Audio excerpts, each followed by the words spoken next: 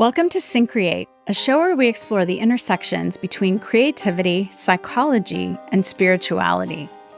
We believe everyone has the capacity to create.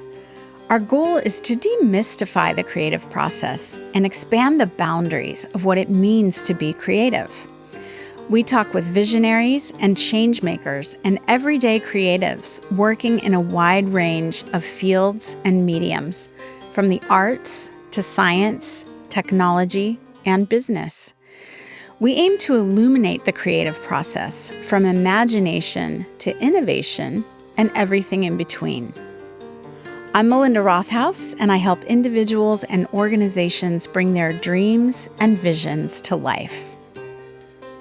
At Syncreate, we're here to support your creative endeavors. So if you have an idea for a project or a new venture and you're not quite sure how to get it off the ground, find us at syncreate.org. Our book, also called Syncreate, walks you through the stages of the creative process so you can take action on your goals. We also offer resources, creative process tools, and coaching to help you bring your work to the world. And specifically, we'll be starting up a Syncreate monthly creativity coaching group in 2025. So check out the website for more details. We'd love for you to join us. So my guest for today is Jennifer Roig-Francoli.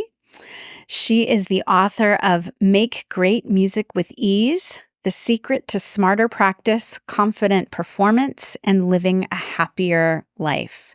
She, in her early life, was a performing violinist and soloist who performed at venues all over the world, including Carnegie Hall. She's also a healer and coach, and she's the creator of the Art of Freedom method for conscious living and masterful artistry. She's a certified Alexander Technique teacher, and I am very excited to have her on the show today. Welcome, Jennifer. So happy to have you on the Syncreate podcast today. Thank you, Melinda. I'm really excited to be here. Thanks for having me. Absolutely. Yeah, we've been chatting for a little while now, so it's great that we can actually make this happen. And so, I kind of want to dive in because, you're a longtime performer, and then now you do coaching to help musicians, and I think other creatives as well.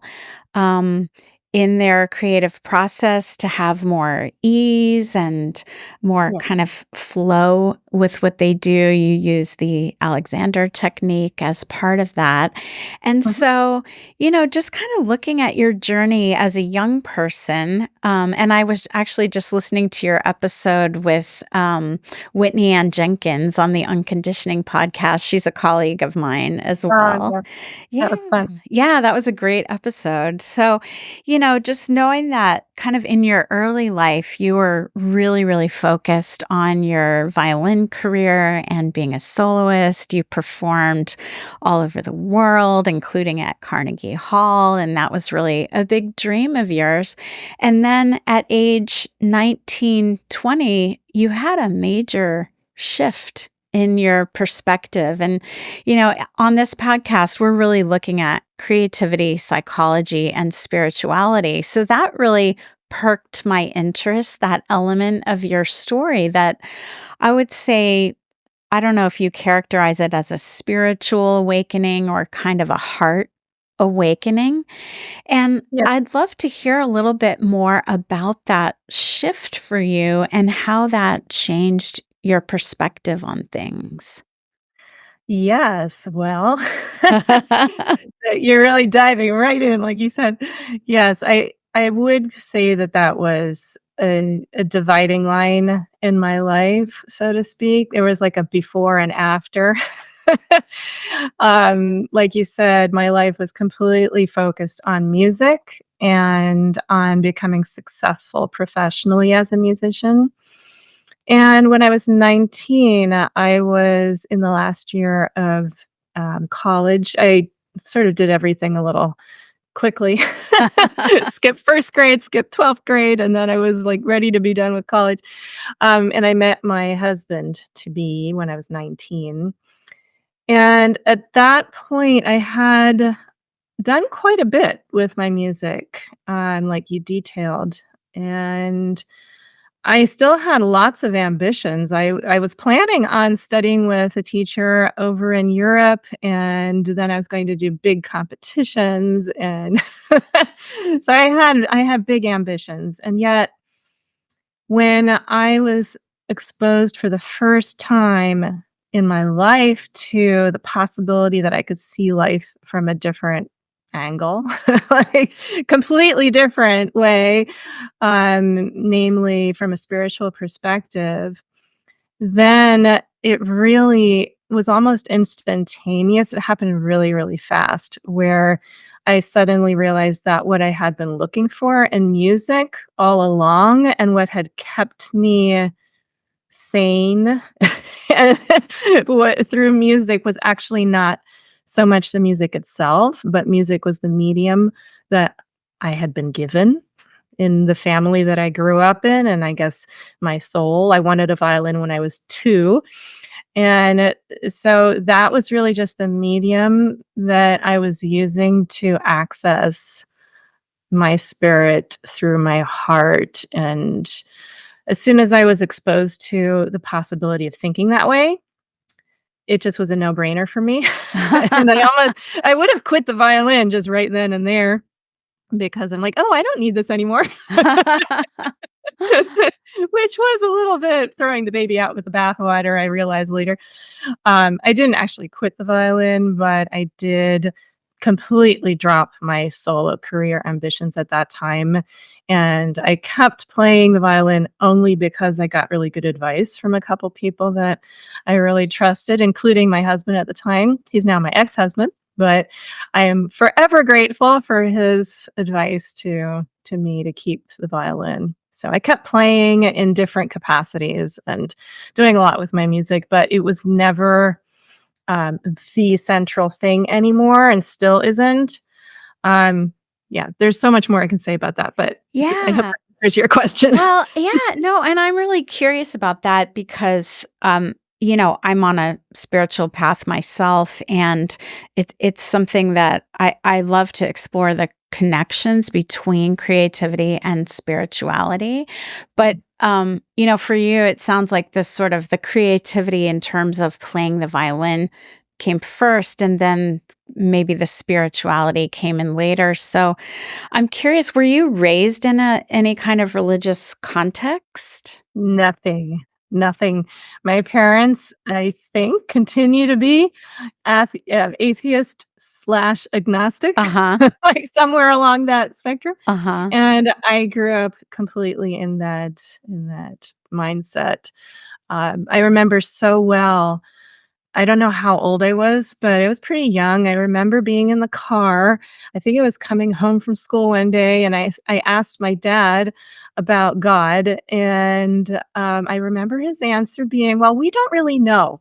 And Uh-huh. and I thought, "Oh, well, that makes sense." And that was the end of the conversation, and that was the end of that sort of answered my question, and I was satisfied with that answer. Yeah. So I was not looking for anything um, that to my mind was religious Mhm. at all. And I did not put what I was looking for into the category in my head of spirituality or religion. Mhm. So then when I actually found that it had to be from a deeper perspective, it was not a superficial Yeah. way at all of thinking of religion or spirituality. Yeah. And so this kind of spiritual perspective that your now ex-husband introduced you to, what was the context of that? Was it connected to any particular wisdom tradition, or how would you characterize that? Um, I think I would characterize it as a very universal, Mhm. traditional perspective. So and then I got really interested in comparative religions, Uh-huh. like, at that time.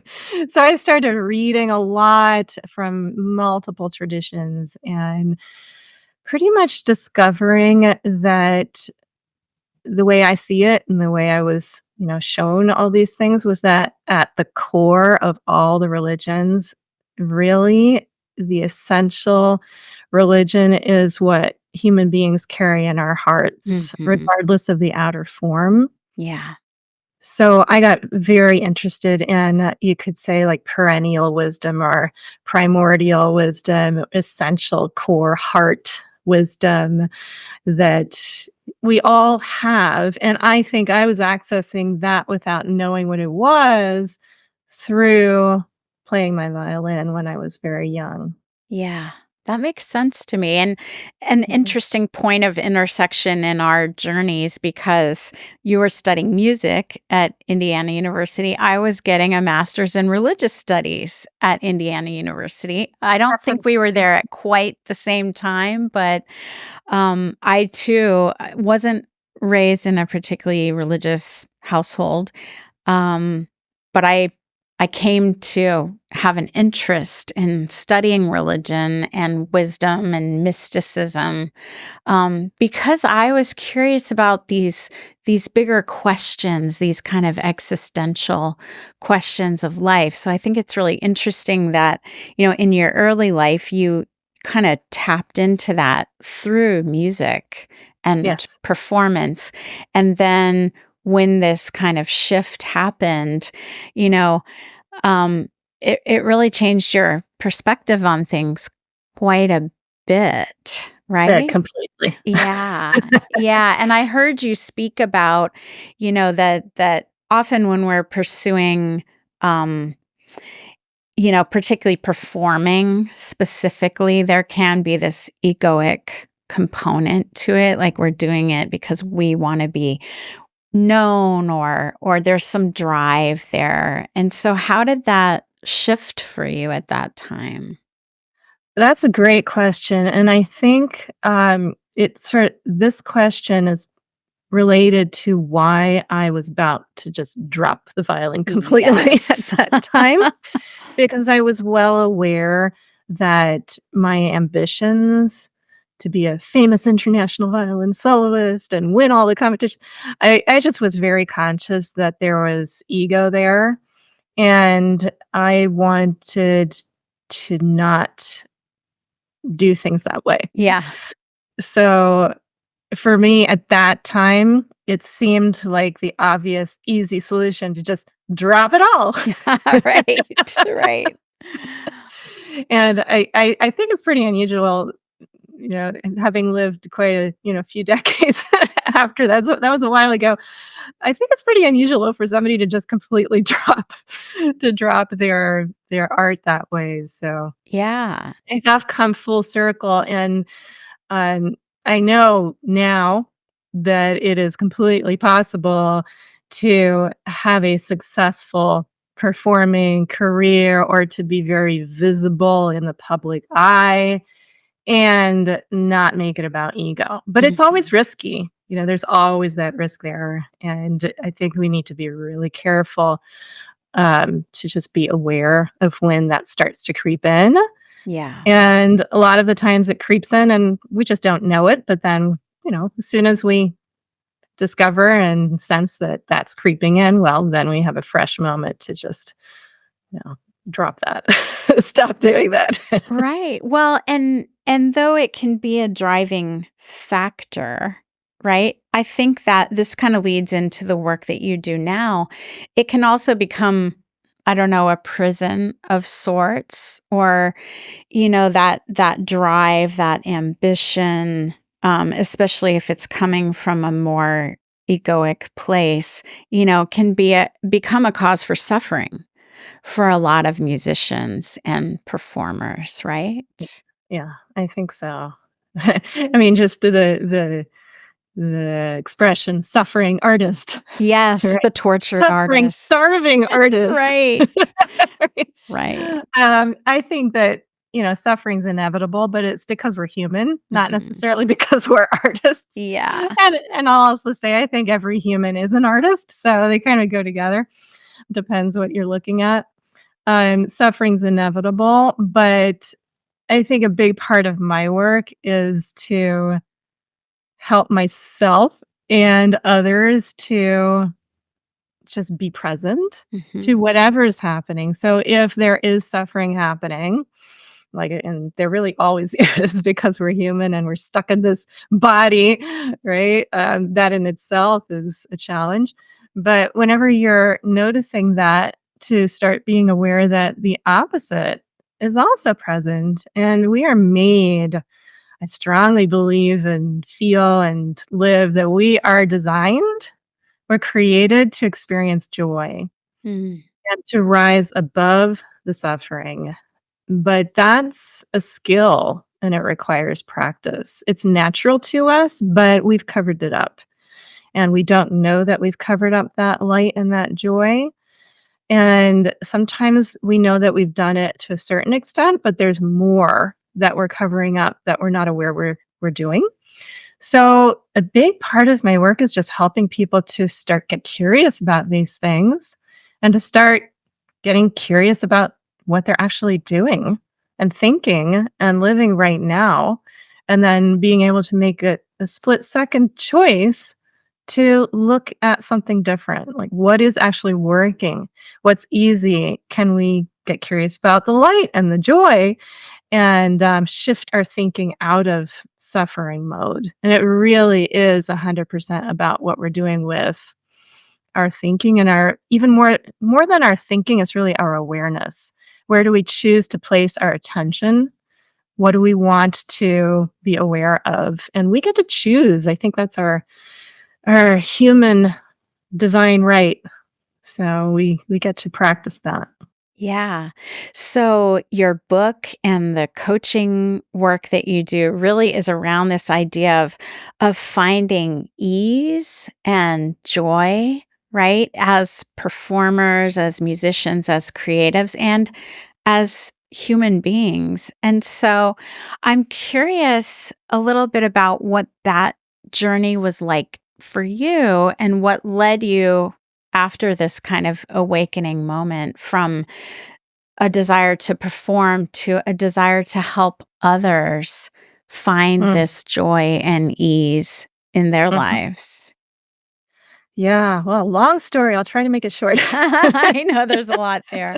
Like I said before, single-minded focus as a child, a musician, and I, at the time, thought, "I have a happy childhood." I felt very privileged, very grateful always, but then as an adult looking back, I realized that I actually was the suffering artist as a child.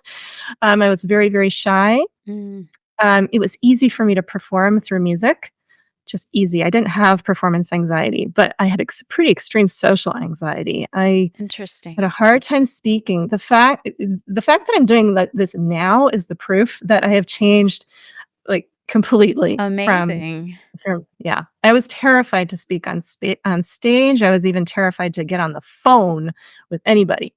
So then I got married and I started opening up to exploring spirituality, meditation, contemplation, spending time in nature in different ways. So there was that period, but it was also a kind of isolated period where I got married. I wasn't intending to get married at all at that time. That Right. like my plans changed completely, but Right. it was a mixture of finding spirituality and personal human love at the same time. So Mm, they kind of went together. And then after 8 years, I started having my kids. I have 2 sons. Now they're 25 and 23. And I progressively got less happy. mm, Even though I had the spiritual perspective and I was still making music, I I could not understand, and I had a lot of guilt about not being happy because I had it all from looking from the outside. mhm. But inside, I just was not happy no matter what I did. And then I started having some physical pain down the road, and it was partly because of carrying babies around on my hips, Uh-huh. you know, totally misaligned. That was part of it, but really it was something deeper. And so when I finally found the Alexander technique, That came really out of a desperate, heartfelt, heart-wrenching plea for help because I didn't know how to help myself, and Yeah, nothing out there was help. I think I read all the self-help books in the right. bookstore. But I think it's these moments of crisis or where we kinda hit this low point that, you know, we're really ready to do something different, and then that inspires a change. So, you found the Alexander Technique, which I know there's so much out there in the world about it, and you talked about it a bit in the Unconditioning podcast episode, but maybe just a brief kind of intro for people who haven't experienced it before. Yes, absolutely. The Alexander Technique has been around since the early, I guess, late 1800s. Alexander was born in 1869. He was an actor. He had performance issues. He got hoarse on stage, and nobody could help him. So he figured out how to help himself and solved his performance issues, started teaching other people, and then realized that how he was interfering with his self-expression as an artist was what all humans do Yes. in our everyday lives. And so fast forward to the modern era, most people know about, well, people who have heard of the Alexander Technique, and most artists have. Mhm. It's required at Juilliard, for example, for actors. Mhm. And it's found in some of the top music schools around the world. So people in the arts world have generally heard of it, but it really is for anybody. It helps with pain relief, stress relief, tension relief, skills improvement. Basically, you learn how to do whatever you want to do in life with more ease and in a healthier way that is more in alignment with your natural design. Mhm. The way I teach it is different from what you might find if you look it up online. The way I teach the Alexander technique is actually an evolution of the technique called Primal Alexander, which was created by my boyfriend, Mio Morales, who's a master Alexander technique teacher. And I put this into the context of my own work called the Art of Freedom Method for Conscious Living and Masterful Artistry. And what makes it really different to practice Primal Alexander is that traditionally Alexander technique uses touch. Like I actually would have, and this is how I was trained 3 years of training to use my hands to gently guide a student into what we call better use of the self. Mhm.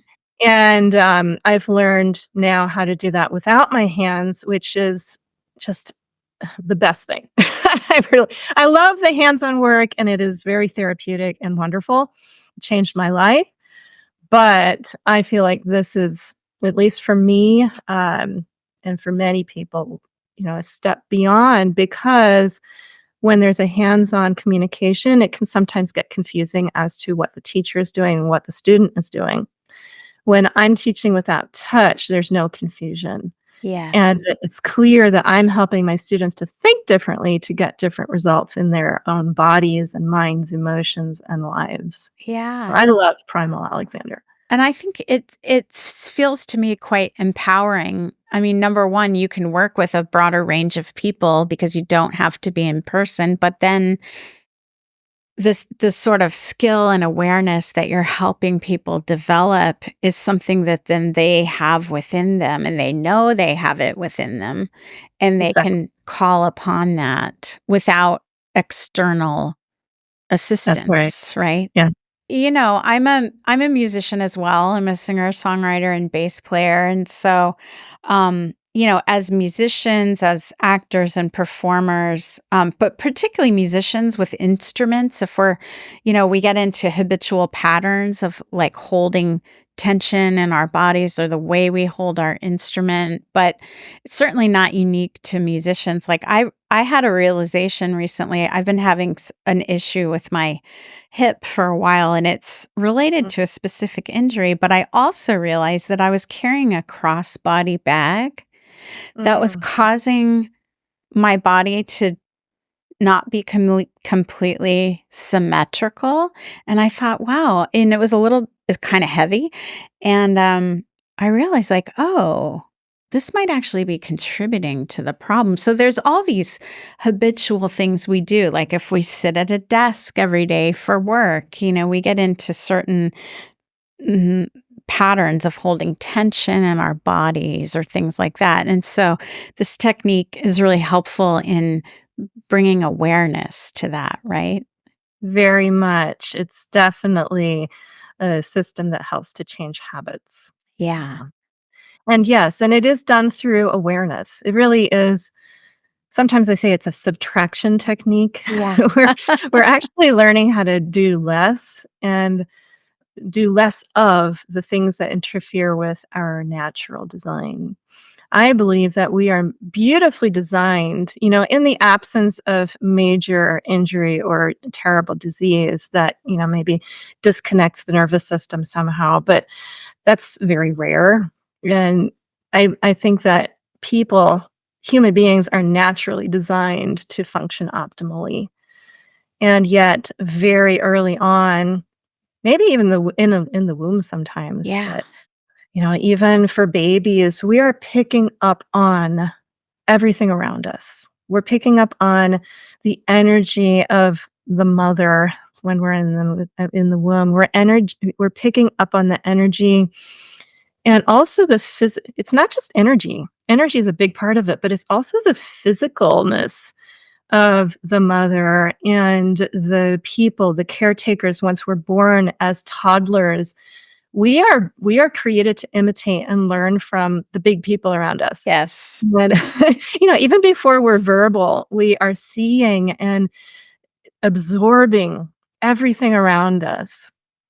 And we have a system that allows us to take things in and balance ourselves, but it gets educated out of us Yes. very early on. And a lot of parents, for example, or caretakers, want us to do things before we're ready, like sit up or Mhm. hold the head up, even that early, right? Yeah.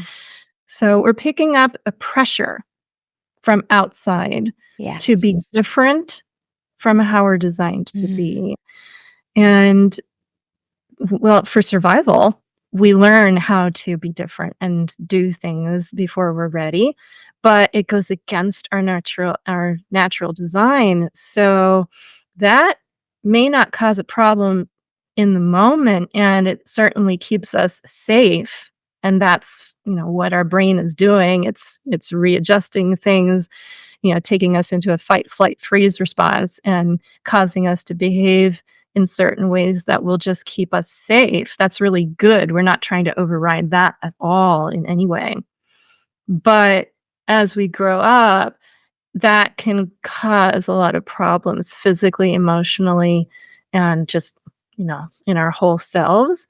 And as soon as we start to become aware of these things, we have the option, we have the freedom to choose to think differently and respond differently, more consciously choosing, what's good for us. So we have to learn actually to get back in touch with our true authentic selves, our true nature, spiritually also. You know, not everybody is in an environment, and in the West, very often we're not in an environment that is conducive to calm, peace, contemplation, meditation. We are in a society and a culture that prizes doing things fast. If you're busy, you're better. If you make a Absolutely. lot of money, that's prized. I mean, it's such a driven, ambitious, goal oriented culture, which really goes against our nature, which is to be present. Yes, and it keeps getting faster and faster and faster, and now we have Mhm. sort of ever-present technology in our lives. We're looking at screens, we're, like, hunching down all these different things. So, I think it's vitally important in this day and age that we have tools like this to help us, Yes. come back, right?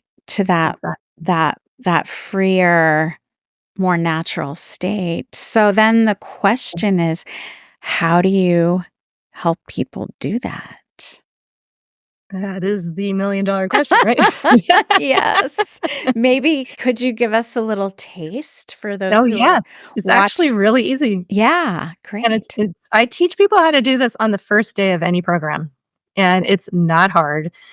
Because it is natural. What is challenging, I'll just say upfront, is to remember to do it and to learn how to apply this skill that we're gonna do right now, in an infinite variety of situations, Yes. and in particular, triggering situations Yes. where it's really easy to slip back into old habits and it seems hard to do the thing that actually helps us when it's actually really easy. Right.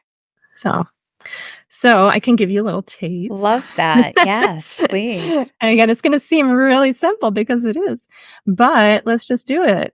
So for you, Melinda, and everybody listening, if you wanna try this out right now, let's just pause and let's get curious. Turn on your curiosity switch. Just get curious about what's happening inside you right now. And we can make that a little more specific and easier yet. What is happening to me right now in my body? What am I noticing in my body right now? What's showing up? And it can be anything, right? It can be general or specific, what we might call positive or negative. It can be anything. So, Melinda, what's showing up for you right now if you wanna share? Yes, I'm very happy to be the kind of guinea pig. So, I noticed that I have a little bit of tension in my jaw. I Mhm. sometimes at night, particularly if I know I have like a big day coming up or something, I think I'll clench my jaw at night so I can kind of feel that happening. And then kind of in my mid back, I'm conscious of like sort of trying to sit up straight, right? But I'm feeling a little bit of tension and I do have an injury in my mid spine. So I'm just noticing that. Mhm. Okay, good. Yeah. And I'm also feeling like, I've got both feet on the floor. I'm feeling grounded, like I feel connected to the earth. Um, but maybe not fully at ease. Okay, great. I love how easy it is for you to connect to what you're experiencing. I think you've probably done this before. I have done some Alexander work and various other somatic techniques. Mhm. So, Yeah. yeah. For anybody listening, even if you've never ever done this before, go easy on yourself and just take the time to be curious. Sometimes things don't show up right away, but if you sit with it just for a few moments more, it probably will. Something will show up, right? Definitely. So let's just take one of the things that showed up for you, Melinda. Yeah. I don't know if you're still experiencing because things change constantly, Yeah. but you mentioned a little discomfort in your back Yeah. and in your throat or your neck area. Mhm. So if you just pick one of those right Yeah. now, Yeah. can you is it still there? Yeah, I think I'll go with kind of the neck jaw area. Okay, good. Yeah. So just notice that for a moment.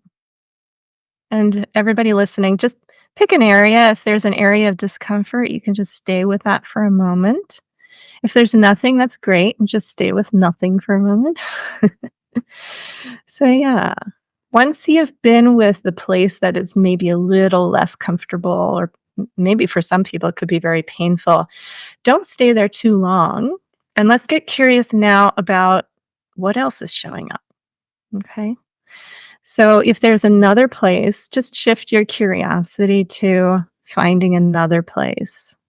that's talking to you, right? There's so many different ways that your body can show up, so I don't wanna give anybody any ideas or anything. And it can be positive or negative or anything neutral. Just what is your body show? What's showing up in your body right now? So, Melinda, right now, what else is showing up for you?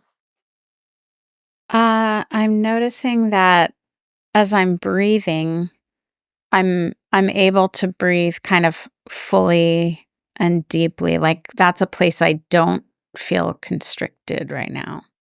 Okay, great. So, you're actually taking us into the next phase of this Oh. process where you're starting to notice something that's relatively comfortable or easy or neutral. Okay. So, if you want to just notice that relative ease in your breathing for a moment, and anybody listening, if there's a place in your body that feels okay. If you're a type of person that has a lot of pain, you can also get curious about a place that has a little less pain or a little less tension. You can start there and that's fine. We're learning how different parts of the body. No two parts feel exactly the same. Even if you're a person with chronic pain everywhere, and I've worked with many people like that, when you get curious about it, I've never encountered anyone who felt exactly the same in every part of their body. Okay, so you just want to get curious about the differences and then get curious about the places that are a little easier than the other Mhm. ones or Mhm. a little less painful than the other ones. Sometimes a person needs a go-to place. That's something that I do with my students, and that could be your hair. Uh-huh. That's like there's no pain in hair. Right.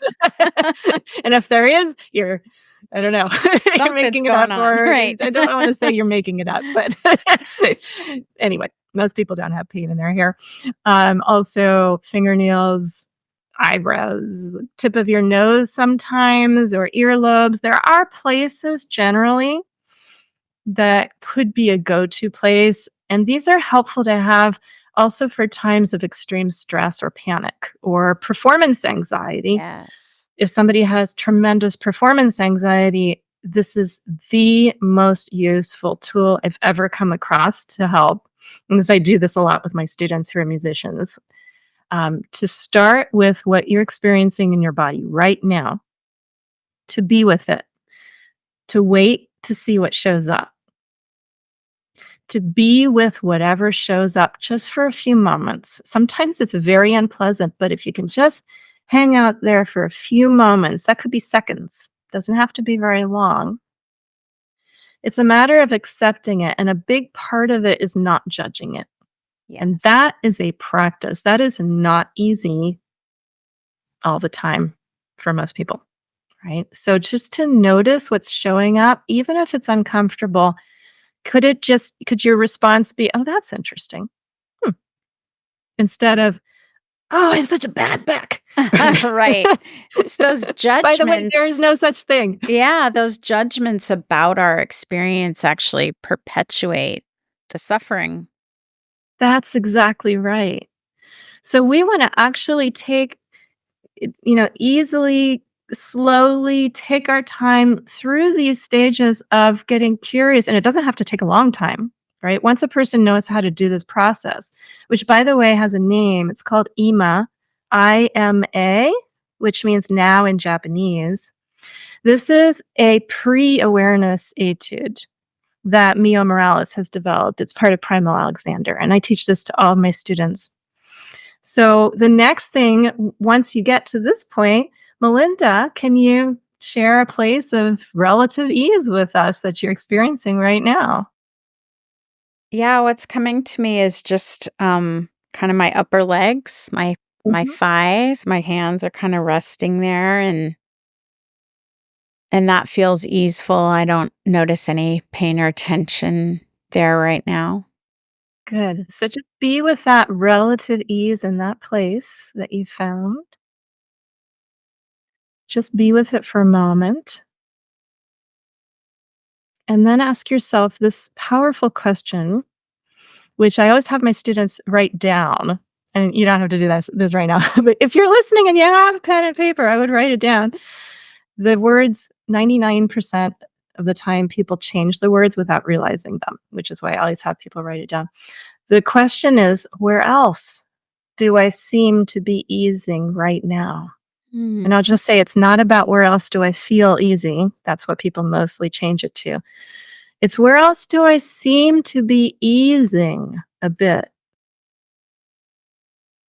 There's a lot behind that question. We call it constructive thinking. And you just kind of get curious. And if you don't notice another place, that's fine. Can you just get curious and kind of toss that question up and out and wonder, where else do I seem to be easing right now? That's right. You just did it, Melinda. Yeah. There's something that just shifts. Yeah.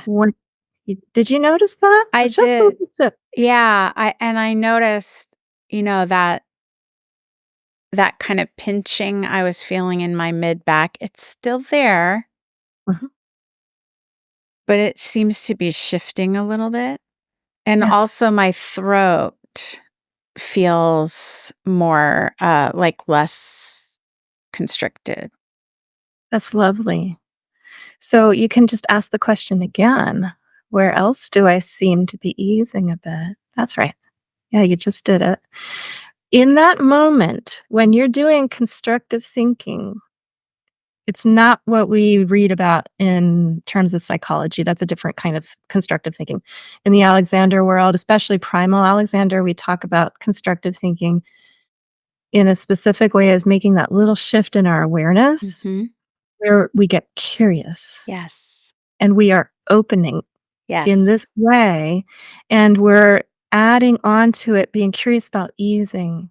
And in that Yes. moment that you do that, everything opens up just a little bit in your body and your mind and your emotions, whether you feel it or not. It's subtle, but with practice, it becomes more and more obvious, and it happens really quickly.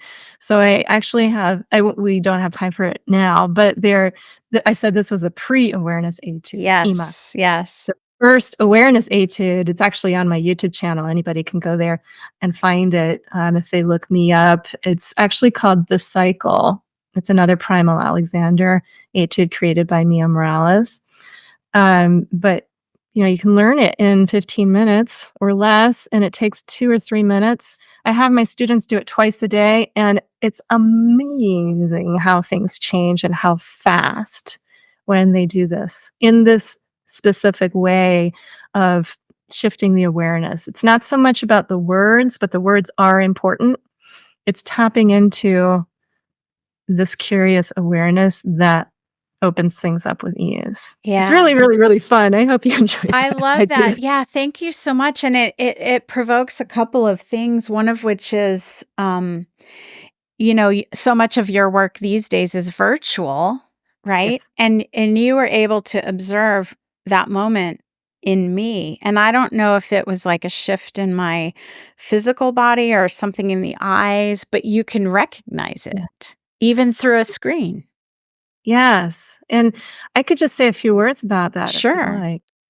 Yeah. So, like I said earlier, traditional Alexander technique is taught through touch. Hmm. And it does take 1,600 hours of training, which I did, to become to train that subtle skill, to pick up the information through the hands. It's kinesthetic information, it's a visual, it's auditory, it's also energetic, Hmm. but it's 2 nervous systems connecting, right? Yes. And I don't care if we're using pixels on a screen or whatever these sound waves are. I know that, well, I believe you are real, Melinda. I feel real. and, and I can see you and communicate with you through this crazy technological medium, which I will never even remotely begin to understand how this works. Right. but you're there somewhere and I'm here somewhere and we're able to connect in real time, but it doesn't even have to be real time. People can learn this through my videos, which Yeah. blew my mind when they started sending me emails and things telling me about these miraculous changes just from watching Amazing. videos. But to do it without my hands, it also takes a highly skilled training. And I've been training in Primal Alexander for more than 8 years now. And so we're doing the same thing. The principles of the Alexander technique are the same, whether you use your hands or not. Hmm. And we're doing the same thing. We're just not using the kinesthetic sense. Right. That's the only difference as far as I'm concerned. I'm using the other senses.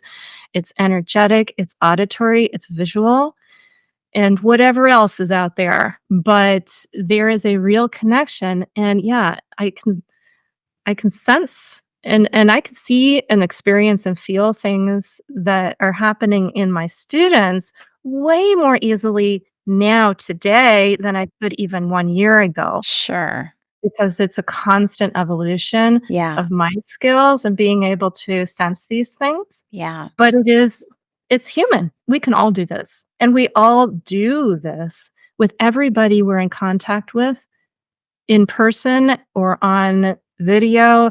Our brains are made to pick up information from other people and everything around us. Most of it we're not aware of. Yeah. And the training helps us become aware of it and then use it for our benefits. Yeah. Beautiful. Well, I think that's actually a great place to conclude. And I actually like to end each episode with what I call a creativity pro tip. Which is something people can actually try out. And I think we've just walked people through that. And then, of course, they can go to your YouTube channel and learn more and try some of the other etudes, as you Yeah. call them. I would Yeah, love if anybody tries that out, if they would get in touch with me and let me know about their experience or comment on the video itself. And absolutely. Yeah. So, speaking of which, how can people find your book, your YouTube, your website? What's the best way for people to find you? yes, thank you. Well, my book is called Make Great Music with Ease: The Secret to Smarter Practice, Confident Performance, and Living a Happier Life. And I've been told by many people that it's not just useful for musicians, although the language is geared towards musicians. It's really for anybody and everybody. So that's on Amazon and easily found. And my website is www.artoffreedom.me. That's .me. And YouTube channel under my name. I'm on Facebook more often than I'd care to admit because Okay. that is my main way of communicating with people Okay. and Well, finding we'll put all finding of the these. people I work with. Great. Yeah, we'll put all of these links in the show notes. So Facebook's a good way. Yeah, Okay. it's just my name, and my personal profile is public, and I do a lot of, almost daily teaching on there and lots of stuff. So and my email list, people can get onto that for regular, advice and lots of information on there too, Okay. through my website. Yeah. Perfect. All right. Well, Thank we'll share all of that information. And thank you so much for taking the time today, Jennifer. This has you. been great. Thank you so much, Melinda, and thank you for going along and just experimenting with me with EMA. That Absolutely. was I really love fun. it. And I love to give, listeners and viewers just a taste of the Mhm. work. I think it's that experiential component is so helpful. Yes. Yeah. Well, thank you so much. It's been a real pleasure, and thanks to everybody for listening. Absolutely. Find and connect with us on YouTube and social media under Syncreate. And we're now on Patreon as well. If you enjoy the show, please subscribe and leave us a review. We're recording today at Record ATX Studios in Austin, with Jennifer joining us from Cincinnati. The podcast is produced in collaboration with Mike Osborne at 14th Street Studios. Thanks so much for being with us, and see you next time.